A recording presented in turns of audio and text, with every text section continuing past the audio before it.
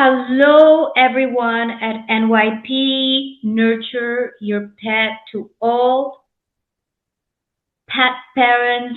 Today is going to be a very special topic and it's very, very interesting. First of all, I'd love to introduce to you Joanne Yeoh, very, very special lady. And let me start by telling you a bit about her. Joanne Yeoh is a devoted pet parent to two dogs and one cat, and the author of Conversations with Companions, Mastering Communication with Your Pets. She teaches pet parents how to communicate with their animals and specializes in end-of-life communication, helping them navigate this emotional chapter with clarity, compassion, and trust in their connection. Joanne also mentors fellow animal communicators to build confidence in guiding clients through conversations around aging, illness, and transition. Her mission is to honor the voice of the animal and deepen the bond between pets and their people, especially when it matters the most. In this heartfelt conversation, animal communicator Joanne Yeoh shares how recognizing our pets as sentient beings with decision-making capacity transforms the way we care for them in their senior years and end-of-life stages. Through the practice of animal communication, we can listen with awareness, respect, and compassion, creating space for our animals to express their needs, preferences, and wishes. So let me tell everyone what we're going to talk about. Joanne introduces the 3 ways to communicate with your pet at end of life, blending intuition with information and asking deeper questions and focusing on living well right until the end.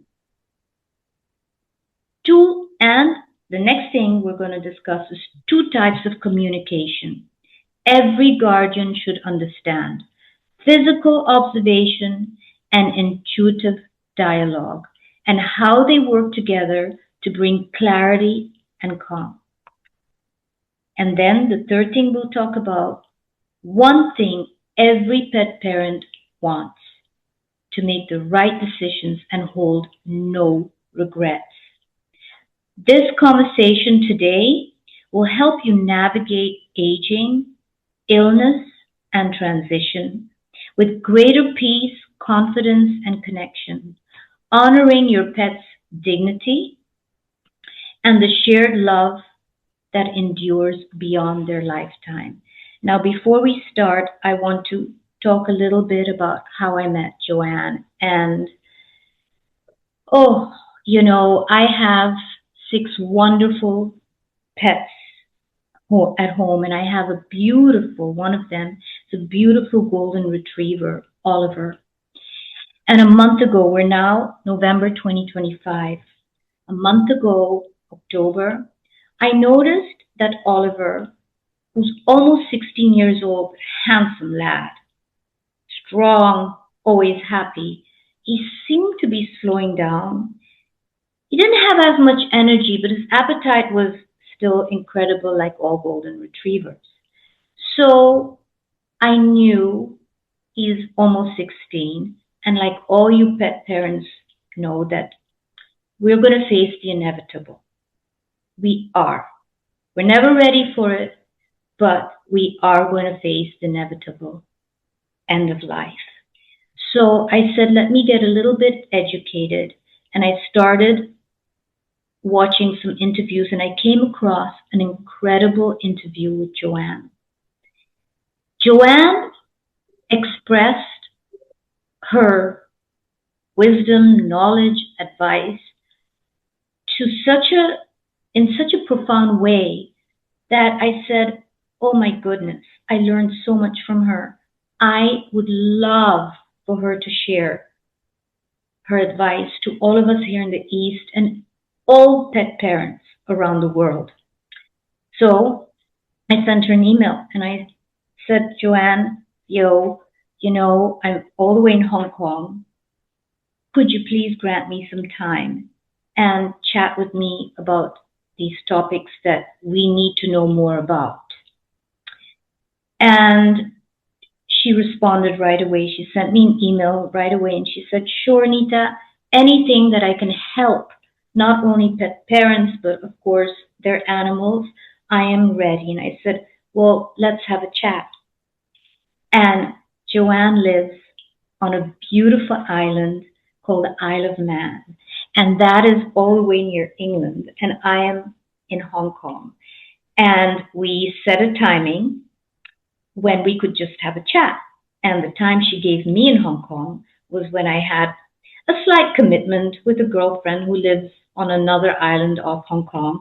But I was not going to let her know that. I said, no, I need to chat with her because the sooner I can fix this timing with her, the better. So this was last month, October. And I'm sitting on a ferry that's moving around and I'm using my phone this time and we're having a video chat and she's sitting in the Isle of Man. I'm on a ferry ride in Hong Kong and we connected. I asked her for a date and I took her on this ferry ride with me. I showed her sights of Hong Kong and I go, look, this is where I am right now. You can see the skyline and this is me on the ferry. So that was all lovely. That was all absolutely lovely. Little did I know, 4 days after my chat on the ferry with Joanne, I noticed Ollie deteriorating. And we had set a date for today, November, to have this interview. And I took Ollie to the veterinarian. And I got a diagnosis. And the diagnosis was cancer. And I have to tell you, Joanne, may all the gods bless you because of you and everything that you explained on that interview and everything that you said, how we can manage ourselves, end of life, everything, and the communication with our animal during this period. Because of you, I did not panic at the vet's office when I got that diagnosis. I followed everything that you said to the T. I said, okay, I'm going to go home with Oliver and I'm going to have a nice think about it. And because of you, I spent the next 3 weeks so beautifully with Oliver. He transitioned 3 days ago. And I have to say, it went the way it went with so much grace. And we enjoyed ourselves, and that was because of you. And thank you so much. And that's why what we're going to talk today is going to be so super valuable because it was valuable to me. And Oliver thanks you. Wherever Oliver is right now, he's probably here. He thanks you, Joanne Yeoh, for letting me know on time. Because had I not spoken to you, it would have been a complete different experience for both of us, really. So, Joanne, we're going to start with what inspired you to focus on animal communication at end of life? And what did those early experiences teach you? Let's start with that.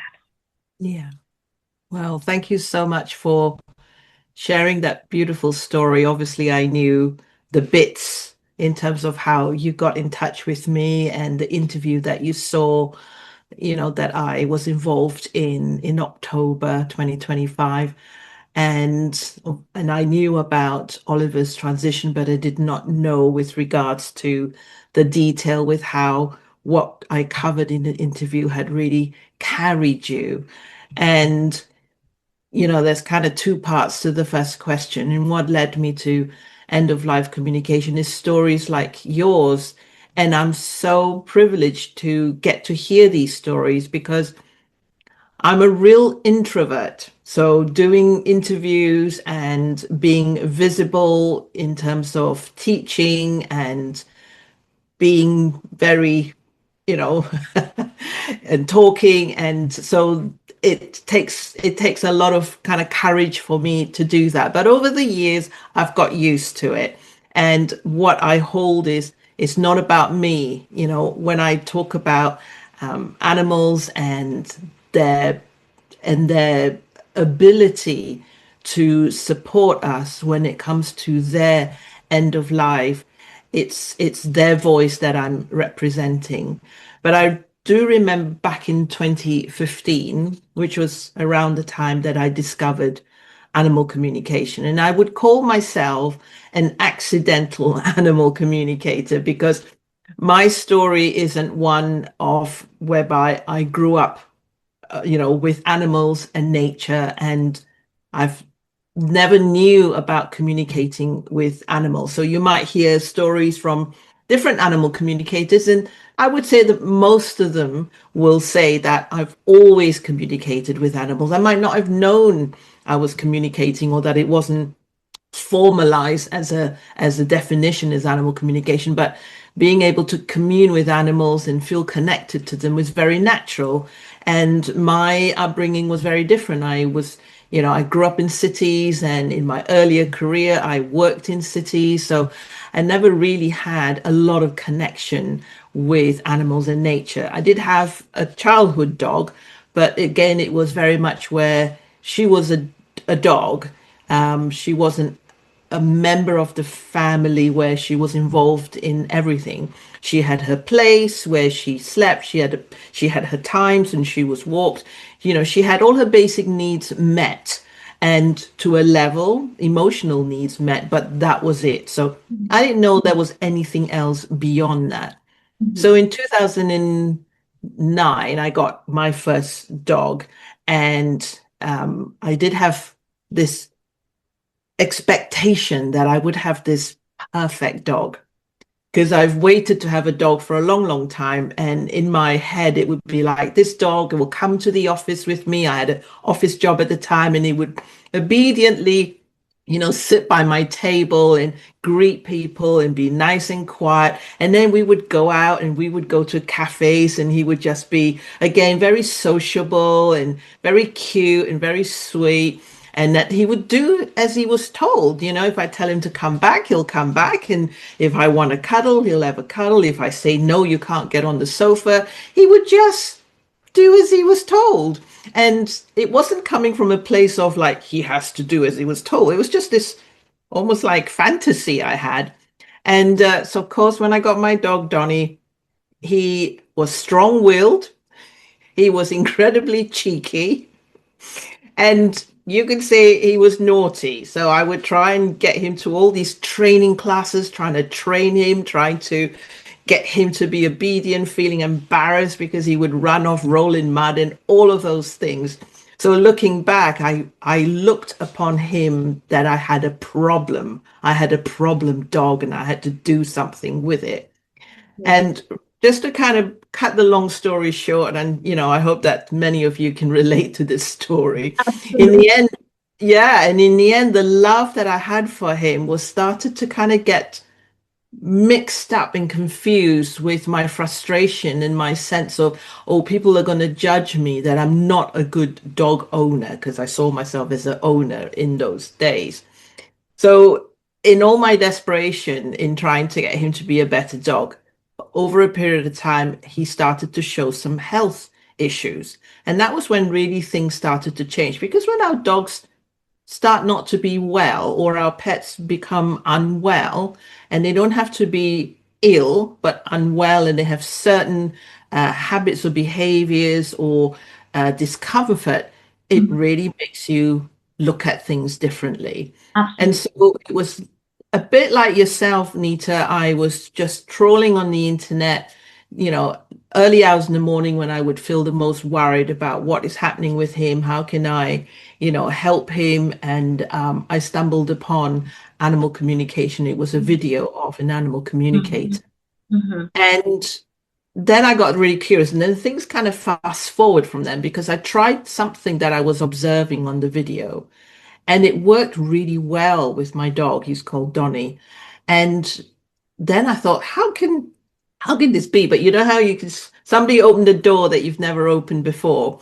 So I started to read a lot of books. I started to, scour the internet.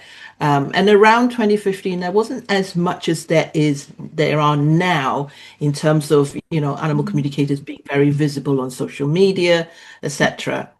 But I started to I wanted to test this out. So I would just go out there and try out with as many volunteers as I could find. And what I did was I joined a healing group on social media.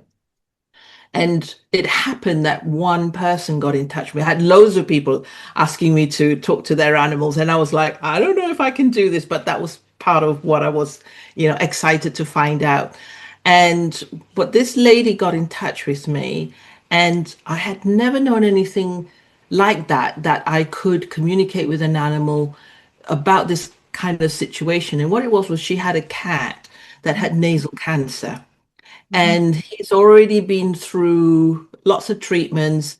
And, he was currently on some kind of treatment. There was talk around that it was time for him to be euthanized.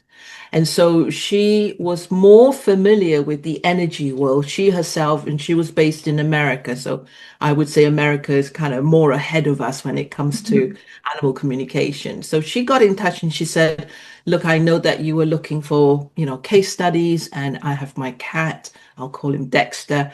And would you just find out from him whether he is ready to pass? And that question completely threw me. Yet there was something about that question that made me think, wow, how incredible that she wants to check with her cat before she goes ahead with, euthanasia. Then I thought, how do you ask an animal? Is this something you can? Do animals just go, yes, I'm ready, or no, I'm not? And so I went in with that energy because she didn't have an expectation from me, as in, you've got to tell me whether it's right or wrong. She said, I know how this works, and I know you're really new at this, and I just felt really drawn to you. Would you want to give it a go? So, with that kind of premise, I felt relaxed enough to go, okay, it's not going to be like my decision whether the cat lived or Right, died.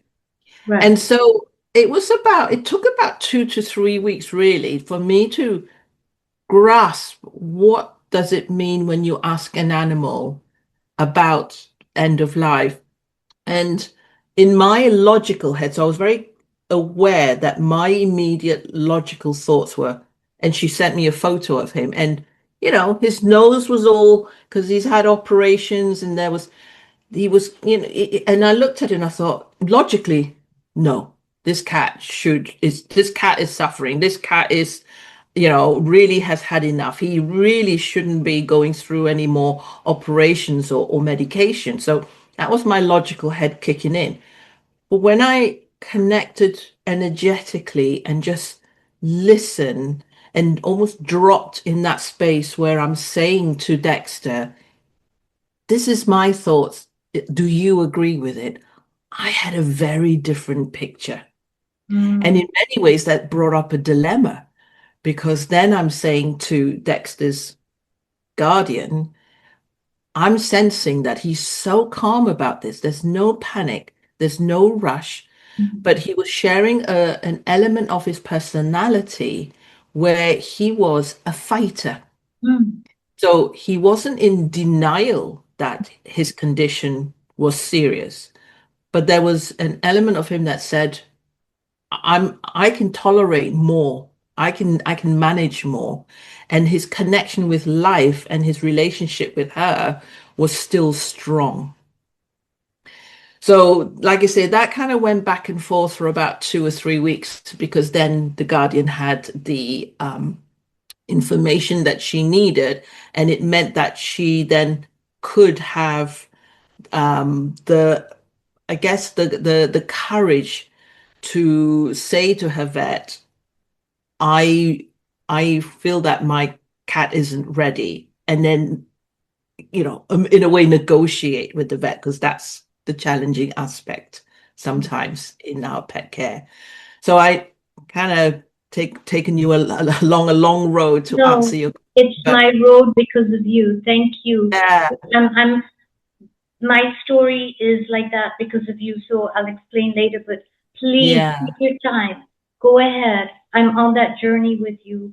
Thank you. And I appreciate, your audience, if they're watching this, that they coming along the journey with us. They can all, relate to this. So many can Yeah. relate to this also, like the lady just now with the cat, so many.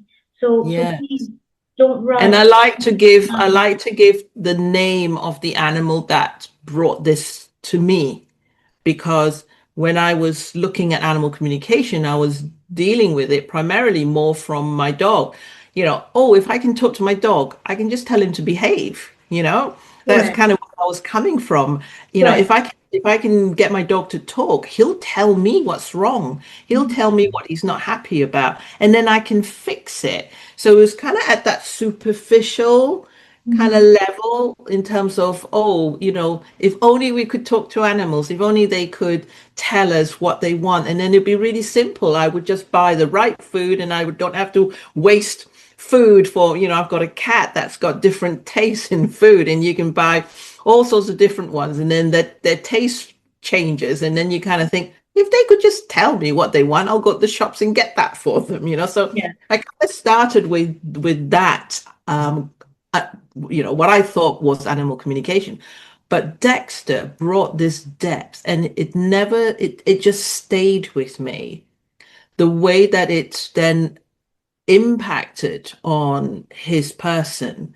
So when it did come to a point where he was ready to pass, he passed naturally. He didn't need to be euthanized.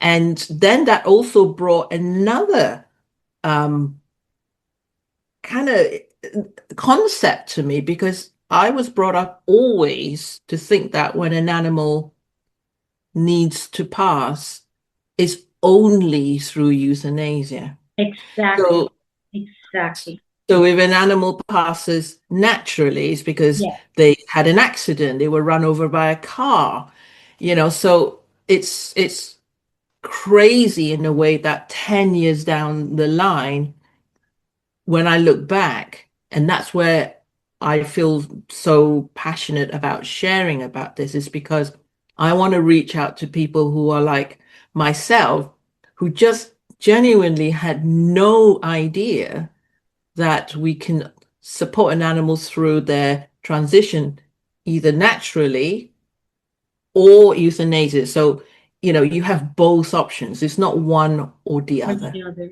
Correct.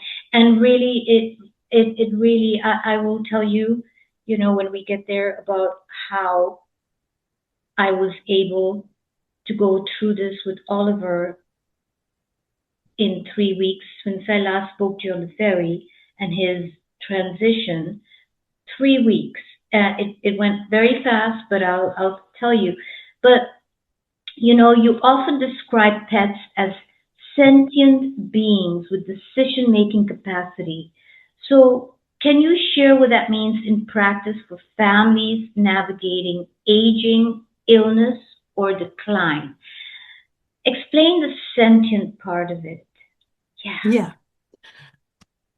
I am willing to say that all of us who are pet parents who connect, and the term pet parents, yeah, we don't see ourselves as owners. I'm sure we all make that shift somewhere along the line.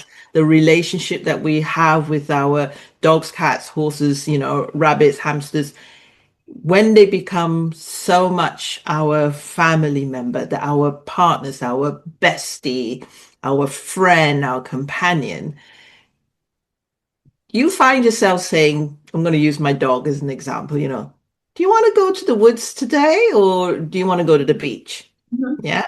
Or I says, do you like that bed? Do you want it there, or do you want it by the TV? Now, why do we do that? right? Instinctively, we know they can make choices. Correct. It's kind of obvious, but not obvious. So already innately, we are drawn, number one, we're drawn to talking to our animals. So almost like, and when you're a pet parent club, we all laugh and like, yeah, you might think we're crazy talking to our animals, but we do it all the time. So Yeah. we're already doing something that our logical mind might go, I don't know why you're talking to, an animal because they can't answer you back. But we all do it. So there's something there. And then again, like we're always asking them, do you want this? Do you want that? Do you like this? Do you not like that? So why do we offer them choices? So choices come from emotion. Yeah. So if you avoid of emotion, you're not going to choose because we choose by, do I like something? Do I not? Does it bring me joy? Does it bring me pain? Yeah. So then if we kind of go back, so therefore we believe that them making choices means they're emotional creatures, which is they're sentient beings. Yes. And that changes the relationship Completely. completely when you have an animal that you really connect, have emotions. So, on a practical level, when it comes to aging and illness, you know, we can ask them how would they feel about going to the vets, for example. Now, it is important to know that feelings are feelings. So, if you said to me, how do you feel about going to the dentist? I'll give you every horror emotion I can give you. That doesn't mean I won't go to the dentist. That doesn't mean you are not going to help me by saying I still need to take you to the dentist because your teeth needs doing, right? But what you're doing is you're giving me an opportunity to talk about it, to share about it. And that's what animal communication to me is at the end of the day, is having that opportunity where our animals can express their emotions. So it may be that I'll say, instead of do you want to go to the vets, I might choose ask them to say, do you like this vet's personality and energy, or do you prefer this other vet's personality and energy? That's so beautiful because Joanne, that just shows the bond that you have. So I have six. I still say I have six. Now it's five, but I'll still continue saying there's six. And each one has their own personality. And and I love it. I love the fact that they're all so different. So if one feels like playing with a certain toy and the other one's not interested in that type of toy, but rather, maybe, I don't know, like go to the park and the other one's quite happy being home with a toy, it's it's fine. And that bond is so special. And looking at them as sentient beings that have feelings like us, we're respecting them. And that is so important, that respect that we give them, because what they give us is beyond respect. That is, oof, what humans not even give each other. So thank you for that, Joanne. How can recognizing animals as partners in their own care change the way we make decisions for them in their own care? So, when you were mentioning about food, is that an example? Is that what you're trying to say, in their own care? How we Yeah. can help them? If we think about inviting an animal into our life to be our companions, every single thing is actually a decision, and it's like the minute they join our family, whether they're a puppy or a rescue or a kitten, it's like the decision was already, we're making decisions all the time. Will they fit in? Is this what they want? Can we offer this to them? Will they get on? Will they Mm, like our home? Bloody bloody. So everything is a decision. right. So being able to make decisions with them Mm-hmm. as opposed to for them, Yeah. that's really the shift. And that Correct. to me is how animal communication becomes this very unique practice. Because really, how else can we be sure we're making decisions with them rather than for them? So an example with Donnie, and I'm the same with you, although Donnie passed in November 2022, to me is so much, he's the instigator of all my end of life teachings and talks that I do as well. So Well, for example, Donnie, he should be honored, and so the fact that you mention him is your form of gratitude and towards him, yeah, you it's know, his legacy. his Yeah, legacy. yeah. That's wonderful. Yeah. Hmm.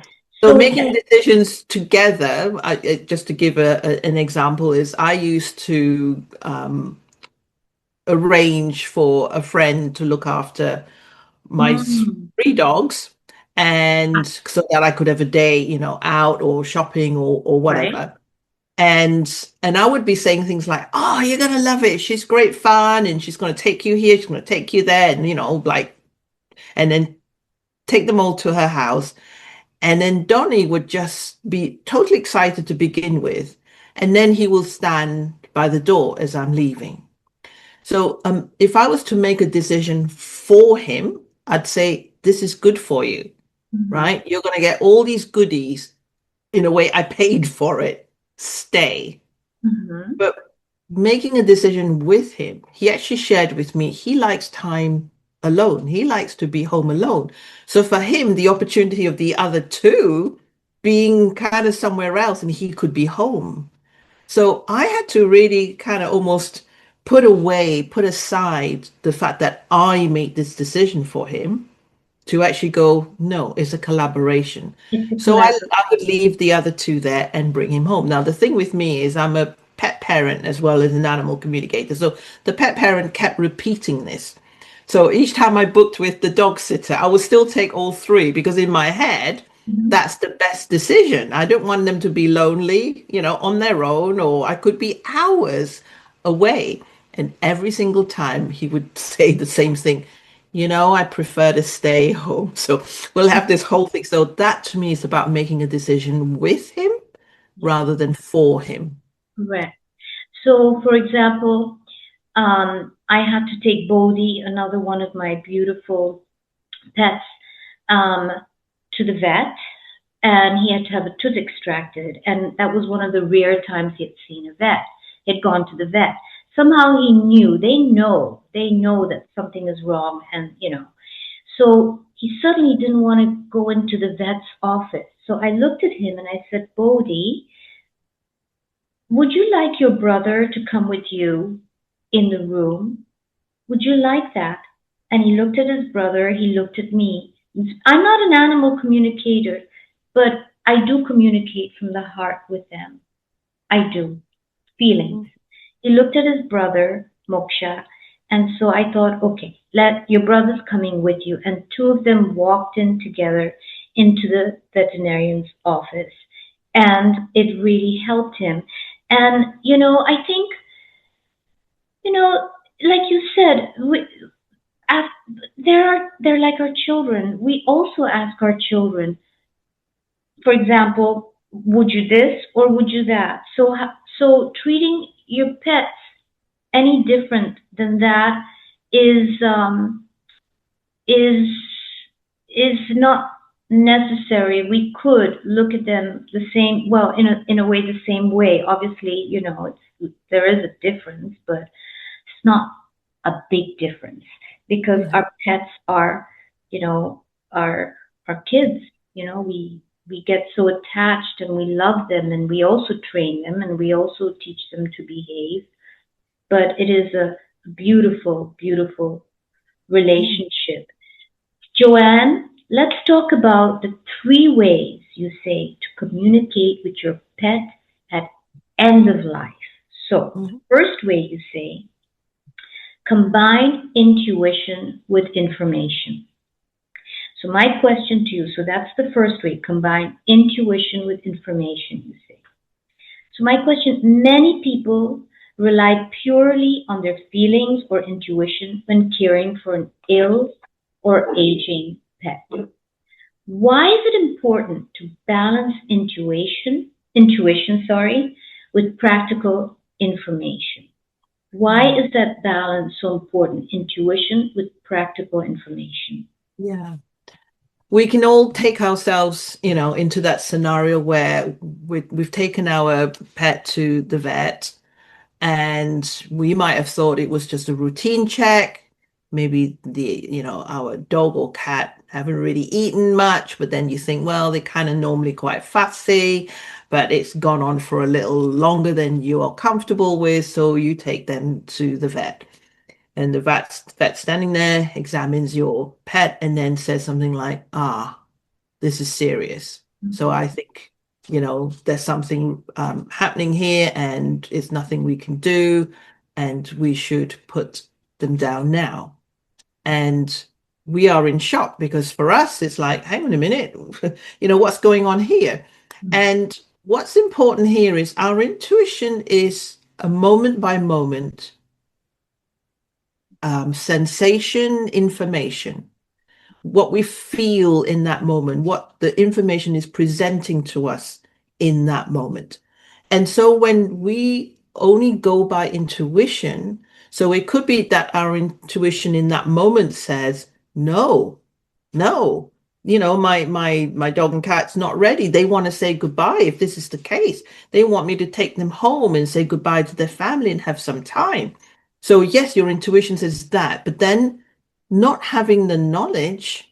So the knowledge may be that you need to know, okay, in order to take my animal home, I need to know what care I can offer them, what practical support, what signs do I need to, to kind of make sure that I can keep an eye on it. Now we can work the other way, whereby your intuition in that moment might really connect in with the fear or the energetic kind of helplessness of the animal. And then you might think, okay, I need to just act on what I'm feeling right now, what my gut is saying. Now, animal communication is intuition. It is incredibly important that we do not ignore intuition. But to me, intuition is kind of like the starting point.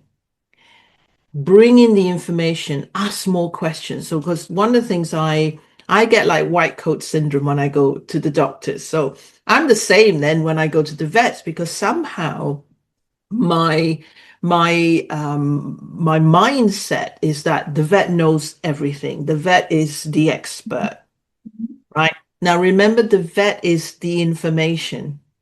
Yeah. You're the intuition. Yeah. So imagine having a discussion where you're saying, intuitively, I feel like he really needs time to say goodbye. Yeah. Intuitively, he's not ready. I hear your diagnosis and I obviously, take that on board. Can you give me more information? Can you give me more detail? It really needs to be a discussion between intuition and, and that.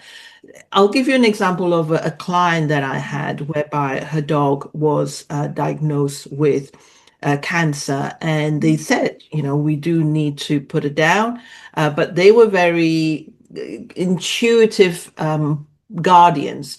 So they wanted to check as well. So that's why I was asked to come in to speak to her dog. And I said, yes, your intuition was right that your dog doesn't want to be put down there and then. And so you bring your dog home, but make sure you ask the vet, lots of information and get palliative care, treatment plan, and meds to support your dog.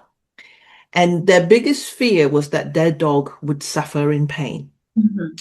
So I would say to them, okay, let's do it from information. Mhm. What are the signs that you can physically see Mhm. and observe that will indicate that your dog is in pain? And she said, she's really calm. She's asleep most of the time. Yes, she doesn't want to eat as much. She is still drinking. So we had that information. So then we use that information and intuitively we connect with the dog and say, how are you experiencing not wanting to eat food? Are you distressed? Are you calm? Are you accepting? So we could marry what we were observing and intuitively checking in with the animal to make sure that, yeah, we are making sure you're not in pain, because logically we can also say to ourselves, animals are very good at masking pain, because that's another fear we bring into end of life. They're Mhm. so good at masking pain. We can't let them suffer and then know that they've been kind of hiding it. So that's another thing we can make Mm. sure and say, oh, are there any other physical signs? Are they restless? Can they not settle? Are they panting? What are their eyes like? Okay, I'll check with the animal. Are they also feeling that? And sometimes I can get the opposite. I have had a dog that would be so restless and pacing at night, and then the guardian will be saying to me, surely, surely this must be him saying he's, in pain. And I would check that with the dog, and the dog is saying, I'm calm, I can manage this. I can tolerate the discomfort. And then I checked about, especially with animal hospice, with the way that they care for animals. And I find out that is usually evening and night times when animals show more restlessness.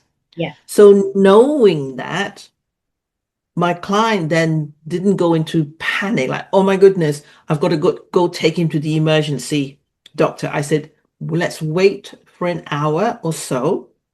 Yeah. And then we'll see. And then the next morning, this dog jumped in the car and went for a walk. And she's like exhausted Yes. and traumatized by saying, I cannot believe how different he can be. So in her mind, she would have rushed him to the emergency vet in the night and he would have been put to sleep. So Absolutely. combining the two. Mm. Yes. And Joanne, when I heard you tell this story, um, I really remembered you in that vet office when I took him um, 3 weeks ago and I got this diagnosis. So the vet checks him and she says, Nita, Oliver, I can feel a lump here and I can feel a lump there. And we can do a biopsy. It might not be very conclusive because we'll have to go too deep. And he's 16. We will give him general anesthesia and all that. So the conclusion was he has cancer. Now, had I not listened or heard you by chance, by divine intervention, I would have been horrified at that moment, horrified beside myself, because I have never experienced this with any of my pets. This is my first one. So the first thing I did was, and I'm lucky enough to have two veterinarians, they're partners in the same office, who are exceptional. And they looked at me and I looked at them and I go, okay, thank you for your diagnosis. I'm going to go home now. I'm going to process this. But in the meantime, I'm not going to make a decision yet, but tell me what I need to look out for. And they explained excessive panting, excessive water drinking, loss of appetite, and all that, and a lot of urination. And I knew Ollie had some pain, so what they did was they sent me home with pain management. Little pill, nothing big, nothing heavy duty, to get him to sleep through the night without pain. I was still in the office, and I could feel it. I'm looking at Oliver. He's listening to this conversation, and he's like, let's go to the beach, Mommy. What are we here for? We need to go to the beach. So we all went. I went with my 6 dogs, and for 2 weeks, he wasn't running in the beach. And you know how golden retrievers love to swim? And for years, he'd swim. He didn't go near the water to swim, but definitely, he was enjoying himself. And he was looking at the sun and looking at the water and his appetite. So again, this would have been a different person had I not spoken to you, and a whole different experience. So then this goes back to maybe following this question, ask fuller, more meaningful questions, you say. So you often say that instead of asking, is it time, we need to ask fuller questions. What kind of questions open up a more honest conversation with our pets? Joanne, can you Yeah. please tell I all? mean, if you're a pet parent and we just say the phrase, is it time? We Mhm, all know what it means. And we also have had lots of stories, and we ourselves have done it, where, when we would ask our animals, do you want to go to the beach? You want to go to the woods? We actually say to our animals, is it time? And you mhm, can hear stories where people go, they told me it was time, it was a certain look. And, I asked them for a sign and I got a sign. mhm, But then you also have stories, perhaps not so spoken about, where people are saying, I didn't get a sign. I've mhm, kept asking my animal that question and I'm not getting anything. And now I'm wondering and regretting or, questioning, how we go over and over in our heads. Did we do the right thing? Was it too soon? Was it too late? Those are the burdens that we carry. So I reflected about the reason why we ask, is it time? And it's because we don't want to get it wrong. yes. But I also in animal communication itself, as not just in end of life, I've discovered that there are lots of animals I can communicate with and the information just flows in. They're like, oh, lots of information. And then there are also animals where nothing happens. Mhm, Or they give me answers that are like really short, um, or it's not even kind of related to the question that I'm asking. So because of the fact that I offer communications as a professional service, there was always that kind of nervousness. What if the animal doesn't say anything? What if the animal doesn't just, give me lots of information where the client is giving me like 20, 25 questions? As you know, we all want to know. And it's like, oh, the animal communicator is coming on. The animal communicator is going to be able to talk mhm, to my animal and get lots of answers. And over the years, I also realized that I wasn't the only one experiencing this. It's just, again, not many people talk about that. We tend to tell the success stories, but I was like digging, come on, I can't be the only one that experiences this. And in fact, now I help lots and lots of pet parents who are interested in animal communication and professional animal communicators, that how we ask the questions really can open up a deeper dialogue. yeah. Okay. So is it time, if animal communication, the vocabulary of animal communication are our intuitive senses. So we share information species to species through visual, sound, smell, taste, emotion. Mhm, There's also a sense that we call knowingness. It's like, I just knew. It's like a mhm, gut feeling. Okay. So if we look at the phrase, is it time? And you try to translate that through senses, it's not clear. So I decided to experiment. What if I broke it right down? Because is it time? Ultimately, we are asking our animal, is it time to euthanize you? mhm, We don't we don't consciously want to almost admit that because, mhm, and I'm sure we'll have an opportunity to talk about euthanasia as, as a practice itself. mhm, So we use terms like put to sleep or, gentle transition. So is it time, if our agenda is asking our animal, are they ready for us to book that appointment with the vet? As an animal, they can't answer that question. No animal's going to go, in my experience, yes, I'm ready to be euthanized. correct. And we might talk about that later in terms of how it's more about getting the animal's consent rather than they are going, I'm ready to be euthanized. So I wanted to explore, if I expanded the question, if I actually looked at, is it time, not as a complete question, and I had a blank to fill in after is it time, how would the animal respond? So I'll give you some examples. So what I did to help pet parents and in my teaching is I created what I call a question bank for Mm. is it time? And I created 20 questions that we can ask our animals. And the answers for these 20 questions, and they don't have to answer all 20, will allow us to make that right decision. Correct. Yeah. So I'll give you a couple of examples. So the question bank comes under physical, emotional, and spiritual. So every time I do an animal communication, it covers physical, emotional, and spiritual. And that's what I love about, conversations, because we're physical, emotional, and spiritual. It's hard to kind of separate one from the other. So I've written down 6 that I'd like to share with you. So under physical, if you start with, is it time? Is it time for your body to need different food or less food? So often we panic when our animals stop eating. Mhm. So when we get that intuitive sense that it's time, say, is it time for you to have less food?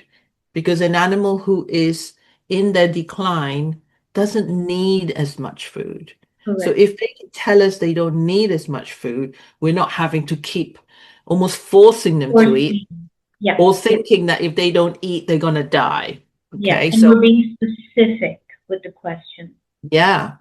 So another one that is under physical is it time for you to sleep more and not be disturbed? Mm. Because again, as the human, we panic. Oh gosh, they're sleeping lots and lots and lots and lots. Are they bored? Are they miserable? But it may be that they need that sleep. They want that sleep. And it is time for them to do that.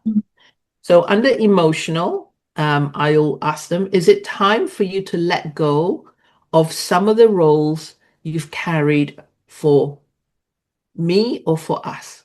Mm. Because an animal also needs time to process that they are about to leave us. So if they hold a role that's really important to them, be it our protector, being even our parent, you know, when we ask them, is it time for you to let go of that role? We're also helping them to go, yeah, Yeah. we need to start giving each other permission Yeah. to not hold on to each other.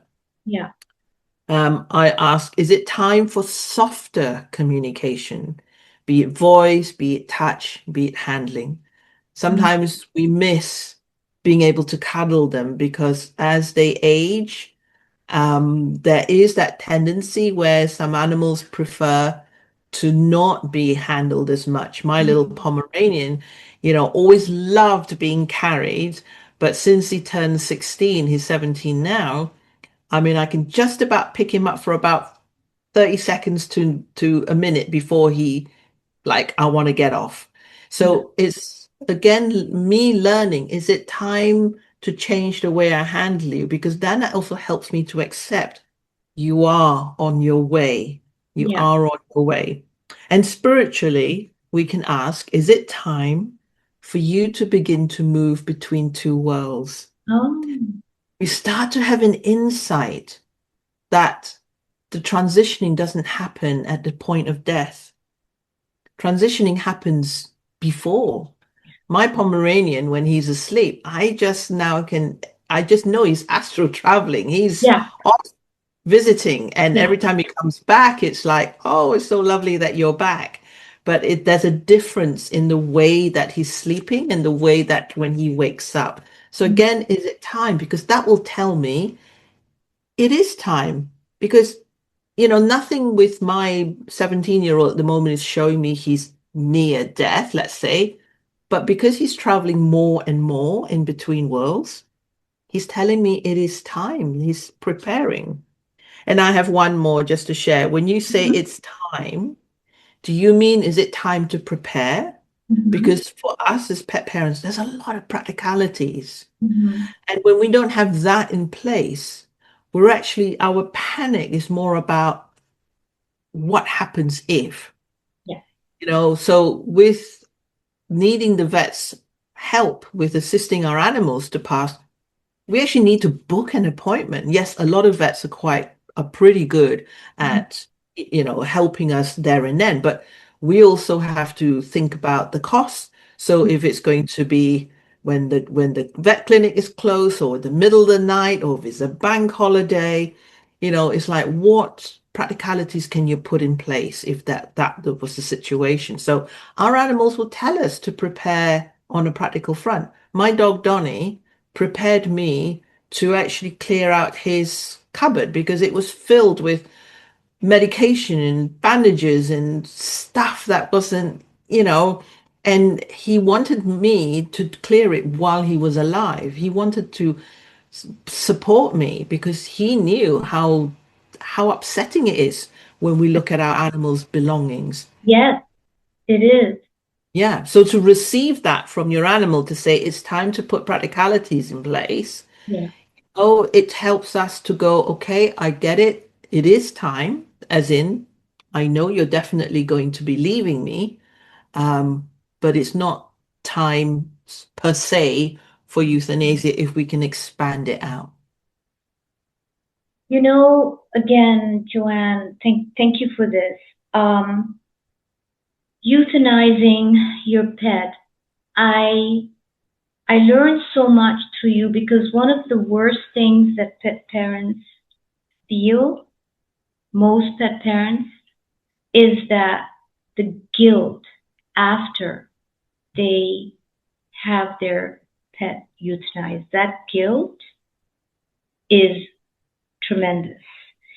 So I have to say that thank God, Oliver, when I got that diagnosis 3 weeks ago, it wasn't an acute situation where, at that moment, a decision had to be made. Thank God. And I brought him home and we did palliative and then it became hospice. Um, I'm from what my understanding is of palliative is when you medicate them and you maybe they get better and they feel better, but hospice is end of life. So that's where you bring in Yeah. pain management and there's not much you can do. And at 16, my wonderful veterinarian said to me, Nita, at this age, we're not going to perform surgery and start removing tumors and all that. But I had a beautiful conversation with them. And last Thursday, I called up the veterinarian and I said, listen, I'm seeing a very strong decline now. This is what I'm seeing incessant urination. He can't hold it. And for a golden retriever who has so much dignity, they'll never do it in the house, but he couldn't. And all these signs. And the veterinarian said, okay, Nita, keep an eye out if he's still eating, but remember, retrievers will eat till the end. But keep an eye out. And whenever you feel you are ready or he feels ready, you can call us if it's the weekend, and these are the numbers of the nearest hospitals and everything. And I said, okay. Friday morning, I woke up and he didn't have a good night, and neither did I. And these beautiful 6, 7 phrases you gave us just now, you shared with us.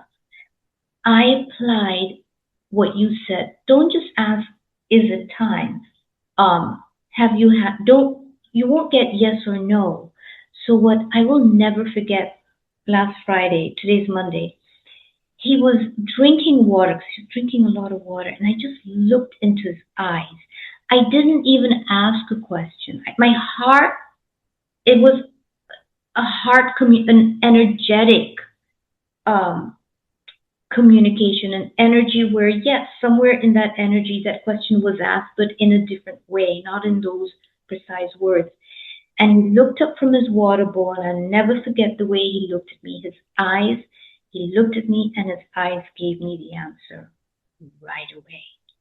And it was, Mommy, yes. Not yes, I want this or I want that. Just yes. And I called the veterinarian and she was going to come. And thank God it was Friday. She was going to come 4 hours later. And I made those 4 hours that we all had with him so magnificent. We went to the beach. And you know how you also say sometimes they bounce back for a little while. Suddenly he was running on the beach, but he stopped. He stopped in his tracks, heavy panting, and but he had that last run. And then we went to their favorite restaurant and had lots of fabulous food from that restaurant, which they normally get treated once a month, but ate all that, bought beautiful flowers, went home, and the veterinarian came home. So, you know, thanks to that, being having had the privilege of him not, in crazy pain or some, something acute, Um, the transition was done beautifully, but I have to say again, Joanne, he gave me that privilege, but you gave me the tips, the wisdom, the knowledge, the help, the advice on how to handle that. And it would have never been this way had I not heard you speak this way. And I thank you, again and again. I can't because I'm right now still so sensitive, with all this happening. So I don't think I can thank you enough. And the third thing that was super huge, which you said, was focus on living well until the end. Wow, did we live well for 3 weeks? So when families receive a diagnosis, the focus often shifts immediately to death. And that would have been me 2 months ago. That's all I would have thought of. Oh my God, oh my goodness. But I did not have that. I focused on him being alive still the way you explained. How can communication help them return to living in the time that remains? Yeah. I want to give a background to how I've been able to share these tips Mhm. that so moved to hear that it's helped you and Oliver so much. Yeah. Um, I did a certification program with the Animal Hospice group. Hmm. I had again never heard of animal hospice. We know about human hospice, but then in my head, I was like, animal hospice? Like, do you send your animals off to like a special place, where they stay? But actually, animal hospice is a practice, is a way of supporting your animals, whereby euthanasia is an option, but it's not necessary the route. Mhm. So when I was experiencing Donnie's health issues and him and me, communicated about his end of life for 18 months. So again, that was a new experience for me as a professional animal communicator. I would ever be contacted about end of life conversations when it was at the point of end of life. Now, it may be that from that communication, they may have another 2 weeks or another 3 weeks because they've had a diagnosis. But when it came to my dog Donnie, like I say, he's such an instigator for so much of my exploration and research and just lots of reflections. He started talking, or we were able to communicate about end of life for 18 months. So we My, covered so much, and it wow. and it helped me to understand that end of life, is a journey. Hmm. It doesn't have to be just a moment. It's up and down. It's not linear. Mhm. So because of him, because I didn't have the knowledge then that I do have now, Mhm. that's really what I promised him, was that I didn't have also, all not all the experiences with his end of life was easy. Hmm. Some of them were a real shock to me. And then I'll be questioning myself, how come this happened? Or oh, I should have done better, or, all those kind of questions. And he said to me, these things happen so you don't stop looking into it. You don't stop talking to people about it. You don't stop saying things or teaching about things that are not often spoken about. So because of him, I, went on to do an animal hospice program, Mhm. um, a certification, and I learned so much about particularly this living well, because Mm. again, the minute we get a diagnosis, and the thing is, the diagnosis, particularly with cancer, yeah, the minute we hear the C word, it's like, Oh, that's it. yeah. And even with other, diagnoses as well. So, and then what's the next thing we want to ask is what would be the prognosis? And vets are kind of in a difficult position, aren't they? Because they can give us an idea of what it is, and some of them are very reluctant. So it can start to sound a bit vague. So their vagueness can also throw us into great uncertainty and helplessness. But then what I learned from also talking to a lot of holistic vets, Mhm. I've got a holistic vet in my life now that I always pick her brains because, she left what I call the traditional, the conventional veterinary practice to set up her own holistic practice. And I did an interview with her because I wanted to know what was it that made her leave, because she said as a child when she was growing up, all she ever wanted was to be a vet. But there were certain aspects of the veterinary training that she didn't feel was fulfilling what her values and philosophies, are for taking care of animals. So I also learned a lot about vets in terms of the ones that are practicing conventionally, that they are not trained in the dying process. So it's diagnosis, and when they say there's nothing that we can do, Mhm. then the next offer they can give us is euthanasia. Yeah. With holistic and hospice animal care, that gap is filled with options. And it's that gap that teaches us that our animals, for them, I'm living. Because the minute we hear the diagnosis, we start to look through the lens of death. So Mhm. this is why we then keep asking the question, is it time? When is it time? Is he struggling? Is he in pain? Oh, he's not eating. Suddenly all our energies around that. Oh, we mustn't, we mustn't overtire him. We mustn't this, we mustn't that. We must this, we must that. He has to take his medication. He's not taking his medication, because all of those angst are coming from a place of he's dying. Yeah. So your story, I don't actually even have to answer this question, because your story about how you were with Ollie and the fact that your vets just sound exactly the vets we need in our lives and our animals' lives. And you went and you live, and Ollie just, he didn't want anything different. He want almost like he wanted things to be the same. Our animals just want things. They don't go home and go, "Oh, I've just been diagnosed." To them, it's like, I went to the vets. My mum and dad suddenly are looking at me very oddly, and their voice is changing, right? Almost like they're going, "What's different?" Because they do not think about death. They're Yes. not planning death. That's a human thing. So live as Yes. well as you can.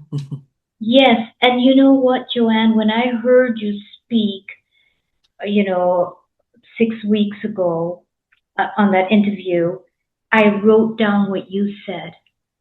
You said we must not forget that they are still living, and I wrote it down because it meant so much to me. At that time, I did not get a diagnosis of cancer. I got that diagnosis 4 days later. I did notice him slowing down, and that's why I like to do some research beforehand.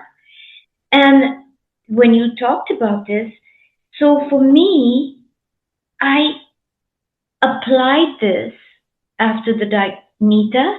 I would have been a basket case, like you said. I would have had high anxiety, Oh my God, he's panting. He's going to collapse any minute. I would have been at the vet every 2 days. Can you check him again? Can you make sure he's not in excessive? Can you again? I would have done all these things. But because these veterinarians, I had this exact conversation like you told me, be clear with the veterinarians, get your information. I got all the information. They said, look out for these things.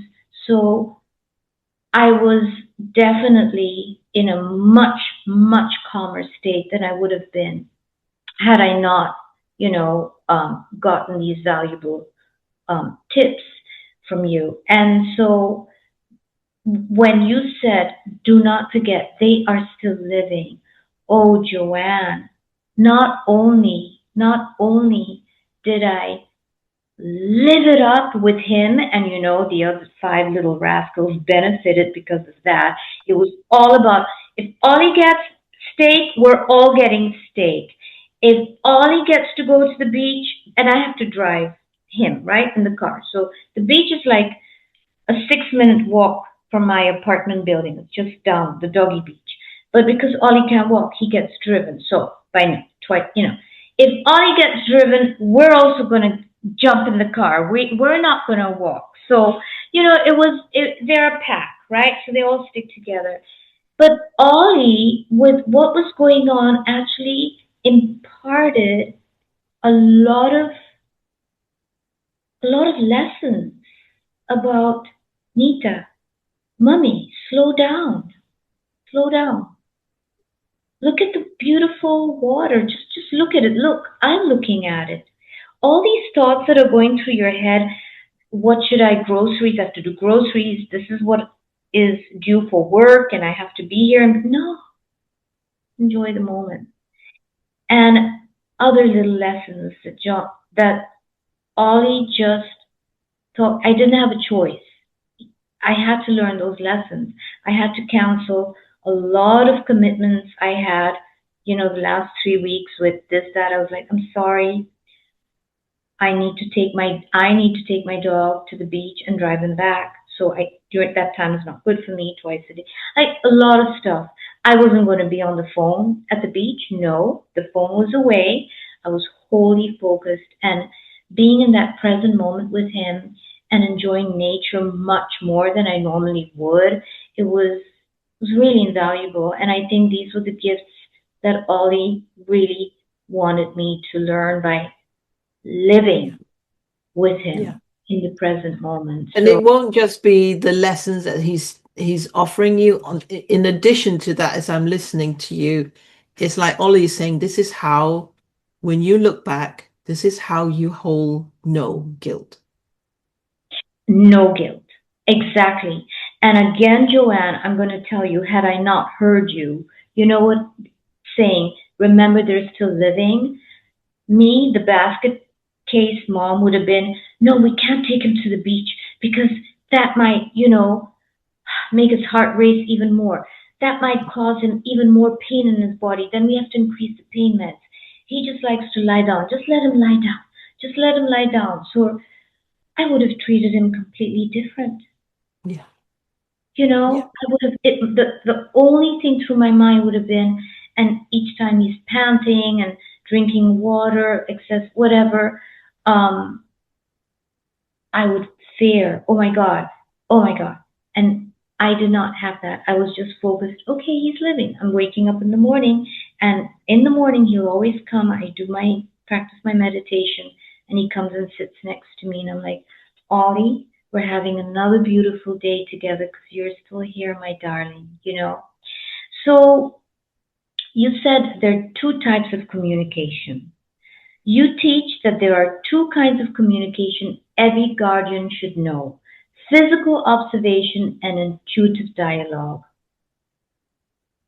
Can you explain how they complement each other? I think you've explained it already. Yeah, we've covered a lot of that, but I'll give one quick example with my current 17-year-old Pomeranian. His Mhm. sight is deteriorated now, Mhm. and he's always been an independent little boy.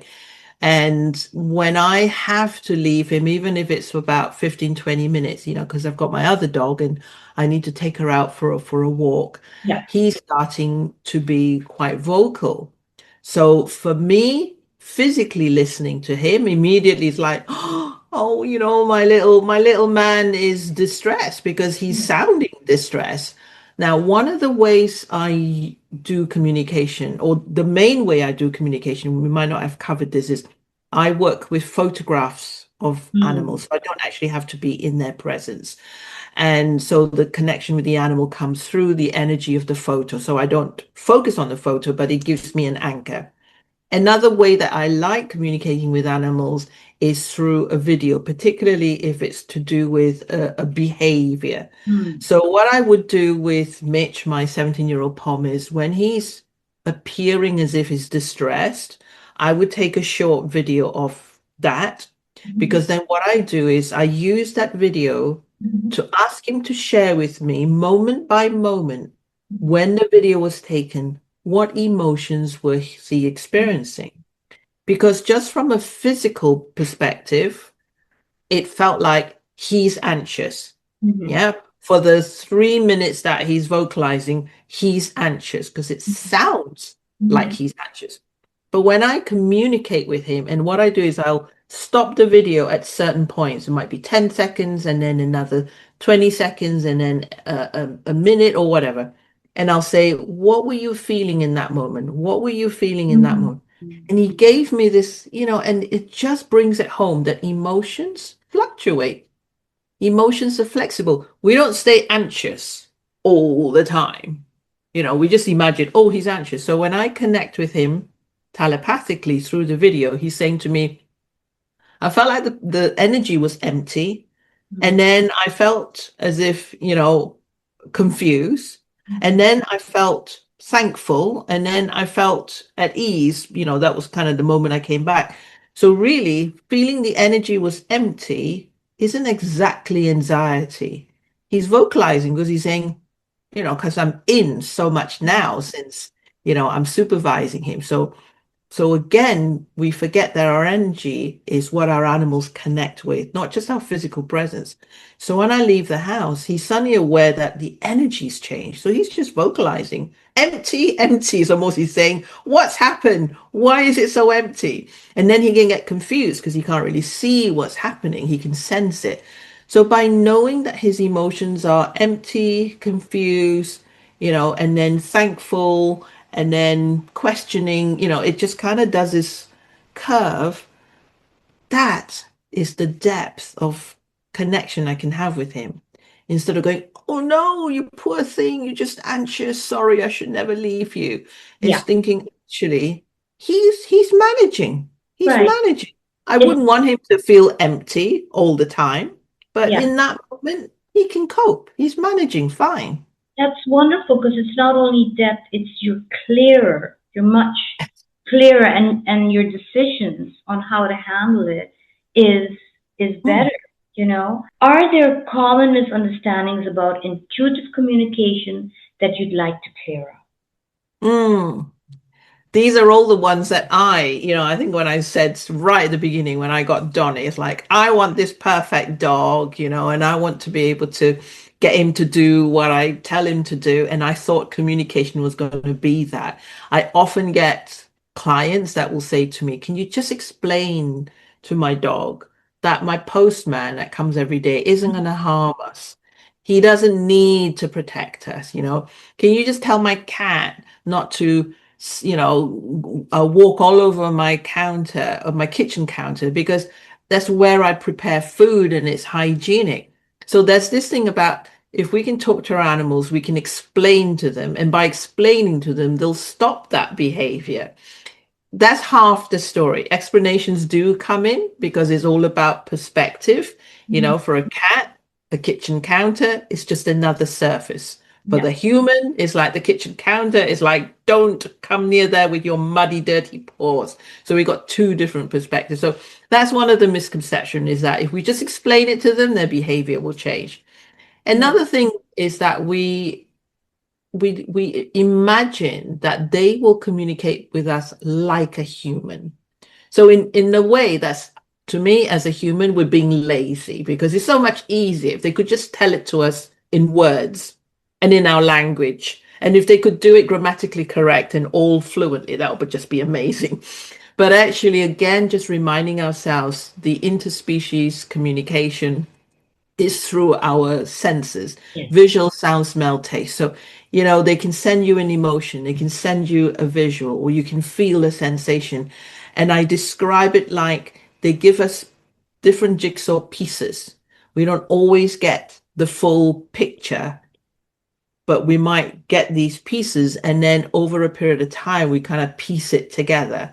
So, as a professional animal communicator, I've just learned to work faster, right? And it's because I do it every day, all day kind of thing. Yes. So, in my first 2 or 3 years, I was a lot slower than I am now. So it's to do with the fact that I do it every day. So as a pet parent, if you're interested in animal communication, if you're first kind of embarking on it, if you get a sensation, notice it. If you Mhm. get a sound, notice it. So it comes in bits and pieces. Um, I think I do have one more that is important Mhm. to kind of share with you, is that we also feel that when we ask a question to our animal, we'll get an answer back straight away. Hmm. Doesn't often happen, because again, professional communicators make it look like it happens like that because we're in a session and therefore, it's just happening, isn't it? I talk to your animal talks back to me. That's a different kind of setting. With our own animals, often I can ask my dog a question and then I get a sense that it's landing, but there isn't quite an answer coming yet. And it's not to immediately go, oh, I didn't do it right, or she doesn't want to talk to Right. me, or they just think I'm being this or that. I'll let it hang because halfway through the day, I could be doing something. We could be going for a walk. I could be washing up. Suddenly I'll have, how you can get like an inspired thought. And then that inspired thought immediately links it to, oh, is that to do with what I asked her earlier on? Yes. So allow the energy through the ethers, through the telepathic channel to kind of find their way, because a lot of the communication the questions we ask our animals are quite complex to translate into information that our brain Mhm. can then process. So Mhm. give it, Give it time. That's yeah. important because people that pet parents or people who want to study interspecies communication, it can be discouraging when they're not getting an answer and they're thinking, oh, maybe it's a special ability that I don't have. And what I've learned now is I'm still not an animal communicator or interspecies communicator, but I do sense some form of communication from them. I haven't studied much about it, just on the surface. And yes, there have been times where I felt, oh, maybe I need to study this more in depth. But I've come to believe that this is something we all can do, and even children are open to the ability to communicate with animals. And I remember interspecies also with trees and nature, all the living beings. And you did say that the sooner we can learn how to communicate with our pets, the better. And I think that is so true because Yeah. there's so much, that just even when they're well and we're playing around, it makes life so much funner with them, right? Yeah. It Yeah. does. So, Joanne, the one thing you say every pet parent wants. You say that the one thing every pet parent truly wants is to make the right decision and hold no regrets. How does communication help create that peace of mind? So Mm. basically, it's what you've been saying all along is Yeah. I think that, well, I know that as a pet parent, and all of us who are pet parents, we're quite a unique, we're quite a unique species because we invite animals into our lives knowing, could be unconscious. I know we celebrate the arrival and we dread the departure, right? But it's a decision we make when we invite an animal into our lives that they will die before we do. That's the right order of things. I mean, of course, there will be certain cases where it doesn't happen that way. Yeah. We've also heard stories where people have said, after my last one died, I just cannot have another one Yeah. because they feel so heartbroken that they can't. So for us who continue to open our hearts to have animals in our lives, more than one, two, three, so you're going to be suffering losses. It's like, when does a human consciously choose pain? So I think we are amazing as pet parents because we know the love and the connection and the relationship with our animals is so huge, so deep, so meaningful that we would choose that pain unconsciously or consciously. Yeah. So really, this brings us really to talk about euthanasia in a way where we want to look at how can we come to a place of peace with it. So again, as pet parents, we are a species that experience euthanasia in our lives, that if you weren't a pet parent, that would not be in your experience, that would not be your norm per se. And euthanasia, we know, we come to a place where we understand it's there to ease our animals' suffering. We do know that it is from a place of um, kindness that we And do not, compassion. and compassion, Yes. right? We know that. However, just knowing it still does not stop us from did I do the right thing? Was it Yeah. too soon? Was I too late? Yeah. So the path to being at peace with that is the communication. I guess it kind of summarizes everything we've spoken about, Yeah. that the decision was made together. One thing I've learned is, once I understood that my animals are not going to make the decision for me to book the appointment with the vet, but that is solely my responsibility. But what's important is that they have offered me consent. So when Ollie looked at you Yeah. and you just knew, that was his consent.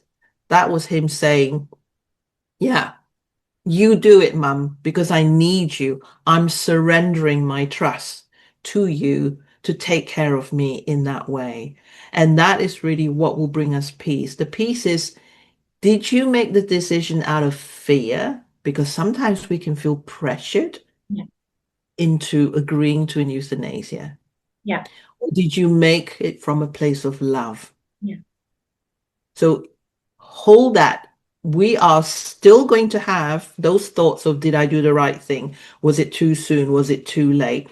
Because euthanasia, again, like I say, is a little bit of a, it does our head in, that there's something about that act that we're taking that decision. So put that in its compartment and then really lean into, did I make it from a place of love? So that's why it's so important not to have the panic in any aspect of the caretaking towards, yes, moments of panic, but to me, that's when knowledge comes in to kind of quieten the panic. So a lot of us don't have that support. So I want to also bring that in, because some people might be listening to this and go, gosh, but I didn't know this, I didn't know that, I couldn't do this. Like you taking time away from work. Some people can't. Some people do not have a boss or a company that would be sympathetic to taking time off. I'm very So it's lucky. important, yeah. So it's important Yeah. not to not to be hard on yourself. So again, everything you're doing, is it from a place of love? And that has to be your anchor. Yes. Yes. And it was so strange because, well, no, I wouldn't say strange. I would say I'm so grateful that I learned through you that yes, you can communicate and ask in your own way. So when Ollie was getting his injection from the vet, it was done so beautifully in my own home, in his own home, sorry. I should say in Ollie's home, surrounded by his siblings and, all his toys and all his stuff. He was just lying down very peacefully. He knew, they know. He was just lying down peacefully. And as it was happening, Joanne, he was lying down, but he wagged his tail. And I felt he said, thank you.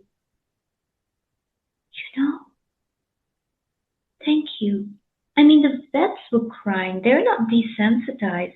My veterinarians were not. I asked them, you must be doing this all the time. By now, they said, we never get desensitized. Every time we have to do it, we cry because, they knew Ollie so well.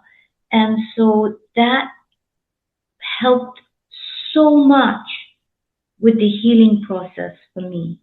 Having that consent from him and all that, and having lived those 3 weeks with him in joy, and that was for me. So when you so beautifully you checked on me, Nita, how are you feeling? And you emailed me on Sunday, and I said, when I told you this, and I said, Joanne, I'm much better. I'm doing better and better. Well, I'll have my moments, where I'll look at because obviously it's so soon, so his bowl is still around and stuff like that. So I'll have, a griefful moment, and I will cry, and I'm not ashamed to say I will cry. But it's not a cry of regret. It's not a cry of guilt. And it's a cry of, okay, he's not around anymore, and that's so much more, easier to get through. That's what I feel. So for someone who's caring for an aging or ill pet right now, what's one small thing they could do tonight to feel more connected and at ease tonight if they're caring for an ill pet? What do you say? I would say is just take your time. Often it's not like we're trying to rush. It's like time does stop. And that's what our animals is asking of us. There's a beautiful reminder from the animal hospice. I follow a lady called Gail Pope. I like to mention her because, We're in touch. She's good. wonderful. Yes. Yeah. Yes. So I take a lot of her guidance, and her work has meant a lot to me. So, and one of the things she talks about is we get so busy thinking we've got to be doing something when really our animals want us to be. So as an example, with my Pomeranian who's 17 and he can't do much, he doesn't go out for walks anymore. Sometimes I'm always like, oh, he's not playing anymore, he doesn't want to be cuddled anymore, he doesn't, gets confused if we go out. Almost like, what else can I do, what else can I do, what else can I bring in, almost like, how can I get him feeling entertained? I don't want him to be bored. And he's just saying, let's just be. Yeah. So I'll lie next to him, or I'll just stop. Yeah. Yeah. Just stop, take time out. Yeah. And that, the energetic shift from the doing, fixing, to just being means a lot to our animals, because that's what they thrive on, is that energy of just being and being present. And as challenging as it is, because our minds will go all over the place, doesn't have to be hours and hours of being. It can be 5 minutes here. It can be 30 seconds if life is really chaotic, but it's the intention you set. Yeah. So there's one thing you can do is learn to be. I like that. Learn to be. Yep. Yep. So, Joanne, where can people learn more about your work, your book, courses, or guidance? If they like to explore more about animal communication, can you do animal communication wherever we are situated in the world? And, your work, your book, we're going to put all the website links, your course links, and all that we're going to display right here during the interview. We have been doing that, as well as after the interview. We're giving it all, we're displaying it all. But if they'd like to explore animal communication further, how would you do it with people that live on the other side? Hmm. Well, because the communication is done through photographs Yeah, of the animal, I don't have to be there in person. yeah, And also, I do my communications on video calls, just like the way that we are. So right. it's just more of a matter of time zone. So it depends, Yeah, um, because I'm in the UK time zone. yeah. So if the time zone suits, and sometimes a client has, been very committed and will turn up at 4 in the morning their time when it's a more reasonable time for me, as long as we can meet on Zoom, as long Yeah. as I'm able to have a photograph of your animal, then the communication is absolutely possible. That's wonderful to hear. So you don't have to be in front of the animal, the pet. You don't have to No. be. Often what you'll find is that when I'm communicating with the animal, I mean, I'm not communicating with the animal on screen. They don't have to come on screen because, again, it's more to do with just once I make that connection and I get a sense of who they are, Mhm. then I'm actually supporting the animal's person when I'm on the video call. Then Mhm. it's like a three-way conversation. Sometimes it's more than three because I can talk to a family. So they might Okay. have two dogs, they might have one cat, Yeah. and everybody wants to kind of chip in. So the experience that I like to offer the human client is to get them to really connect with, wow, my dog is sharing this with me, or my cat's just kind of, stepped in there. And so it's just to experience what it's like when I'm able to almost like pass back and forth. So if you have your questions, I'll share that with the animal. I'll expand the questions because, as Mhm. you know, that's kind of something I love doing. Mhm. And then the animal has more of a what I call a repertoire of being able to share as much as possible. Then I relay back to you what your animal is saying, and then we kind of delve into what they've shared because they might bring something to your attention Mhm. and then you might go, oh, I don't know if that's going to be possible, what she wants. So there can be a little bit of negotiation going on sometimes, or because it's all about restoring harmony.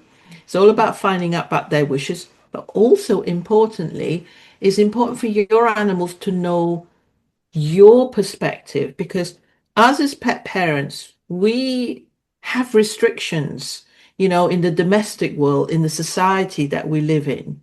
So our animals don't have that concept. So Mhm. they might not understand why they can't do certain things. Right. So it's also important for them to understand that their human has these situations that they have to go by, and then is bringing the two perspectives together. Yeah. Mm. That is, that's really wonderful. Now, people who want to take a course on learning how to communicate, especially with their own animals, you give those courses too, Yeah. Mhm. correct? And that'll all be on your website on how they can. Yeah, the link that your audience can connect and get is a free I call it a 3-day course.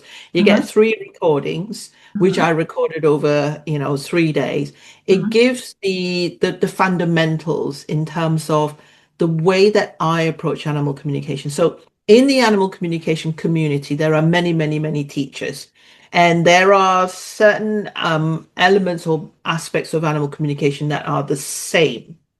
But for me, what I want to encourage people who want to learn animal communication is be yourself, right? Mm, So if you're watching me and you're thinking, oh, she does it that way, or she seems to be, getting information through emotions.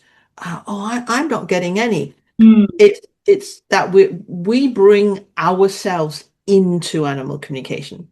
Animal communication is not a box that we fit ourselves in. It can sometimes appear like that when you're trying to learn a new skill.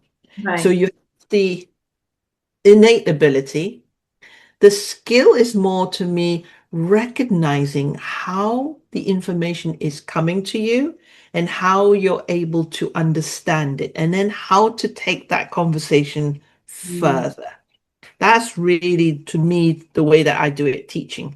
So try it with different teachers. In this day and age, in 2025, actually, there's so many offerings out there and at very accessible, price.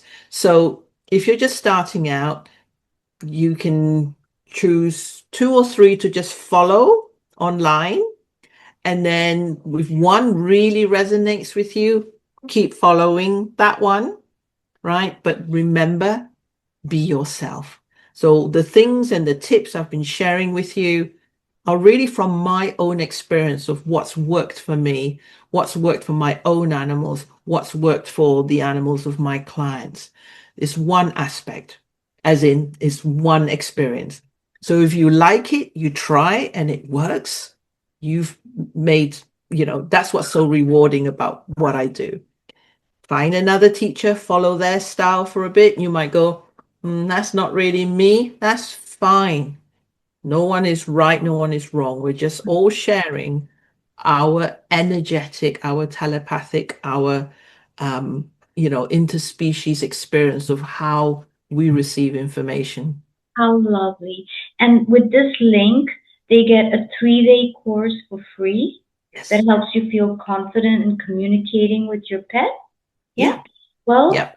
everyone, you're all getting this link, and that's thanks to Joanne. And that is her generous gift to everyone because it's important that you're able to, really, there's so much you want to say to your pet, and there's so Mm, much, even more, your pet wants to tell you. They come also with their absolutely. own wisdom. Joanne, I have to say, when you said, oh, there's so many out there, well, I want to also say that 10 years ago, if you said animal communicator, people would have looked at you and said, what are you talking about? It's shifting now. Yes. 10 years ago, if someone said holistic veterinarian, it's changing now. The conventional veterinarians are lifting up their arms and they're saying, I've met so many of them now, and they're saying, you know what? We're combining holistic and conventional together because what we're seeing that we can't even understand and and you know scientifically prove it, but we're seeing other things that are happening with Reiki and all that, and we don't have a choice. We're This is something that has it's mind-boggling. So there's also a shift in this, and I'm so happy to see that the pets are being treated and acknowledged, and like you said, sentient beings validated as beings with feelings, and this is all shifting. And I think animal communication is huge. I'm seeing veterinarians, Yes. they want to learn this properly because they've already started communicating for a while now with animals, but they didn't know what to say. Now, now they're getting, the guidelines, and I'm really, really, really happy to have listened to you 6 weeks ago, to be able to speak to you and ask you to come here. And Joanne, thank you so much for all this, for giving for giving all of you NYP parents and me all this time right now. Your time in explaining everything so beautifully to us. I really thank you, and we will all be in touch with you because this is something that is so important, and we are all as pet parents. going to face the inevitable. And it is such an important time that we do it beautifully. Thank you, thank you, thank you from my heart and all of us' hearts to you. Thank you so much, Nita. Thank you.